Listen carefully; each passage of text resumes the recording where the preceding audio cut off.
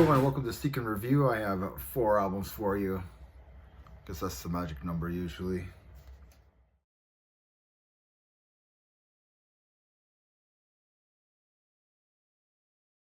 This is the band's 10th studio album, and they formed back in like the year 2000 in Greece. The band has a new vocalist. I'm not too sure how to pronounce his name, Konstantino Tagas, and he does a great job on here mixing death metal growls with the melodic singing, like soil work and stuff like that, right? So if I had to compare this band, yeah, they sound very similar to soil work, but with more of a death metal growling to its vocals, which isn't a bad thing at all. Yeah, this is just really solid melodic death metal. Nothing really surprising, just a really solid release. I'm giving this a 7 out of 10. Yeah, I feel like your melodic death metal with some singing, with more of a modern touch to it, some groove metal in there, you would really like this album. Second album I have here is Evil Dead, Toxic Grace. This was released on May 24th on Steel Hammer Records. This is an old school thrash metal band from LA, releasing their 4th studio album. Personally, I just think the album's okay. The riffs on here are excellent. They bring back that old school thrash metal vibe. But I just find the vocals on here just a little lackluster for me. That's the weakest part of the album. That's why I'm giving this album a 6 out of 10. You might like it if you don't really like aggressive vocals. I do. I like them, you know, a little bit screaming, I guess you could say. But whatever. I just find them a little bit lackluster for my taste. But yeah, 6 out of 9. It's still a good album. It's still old school thrash. These guys have been around the block a few times, right? So check out Evil Dead, Toxic Grace. Next album I have here, these guys used to be a thrash metal band. This is Shrapnel and Gravity. This album released on May 31st on Candlelight Records. This is the band's 4th studio album. This band's from the UK. Like I said, they used to be thrash, but now they kind of went a little bit more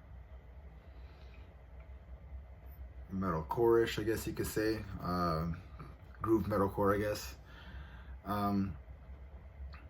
Yeah, like I was saying before, this album's not very thrash. The last album, Palace for the Insane, was released in 2020, and that was like a pure death thrash album. The band did recruit Scott Kennedy from Bleed From Within as a guest vocalist for this album, so I don't know what happened to the old vocalist or anything. I didn't really research that, but I think that's why the band probably changed, and they probably went to a different direction or a different style on this album. I do like the song Amber Screams, which they released as a single. It does have that Gojira sound or riffing to it, which is pretty cool. And they do mix in some Alice in Chains chorus to it, which is pretty cool. Like I kind of like it. I find with many of the tracks there's like some heavy riffs, and then they mix it around with some soft vocals and these big choruses. There are a couple of songs that are pure like metalcore or I guess thrash like. They have some aggression to it, some speed to them. But it's just not enough for me. I'm giving this album a 6 out of 10. It's okay. It's a good album. I just find that the songwriting is all over the place on this album. I think they're just trying to throw everything in this album, and hopefully something sticks.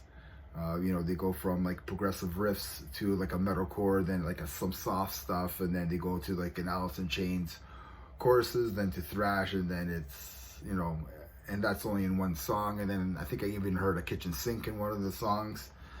Yeah, they're just throwing everything. This is what we can do. Do you guys like anything? And that's what the type of vibe that I'm getting.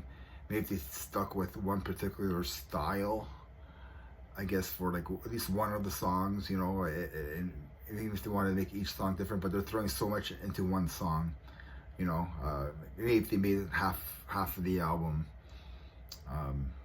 kind of like progressive groove, I guess, and then the other half more melodic and metalcore, I guess you could say. But I think they're just trying to throw something at everybody, and making sure that, and hoping that it sticks, right? So yeah, so I don't know if that sounds like something that you're into. Check out the Shrapnel in Gravity. But to be honest, I really like their last album from 2020, Palaces for the Insane. That's a better album.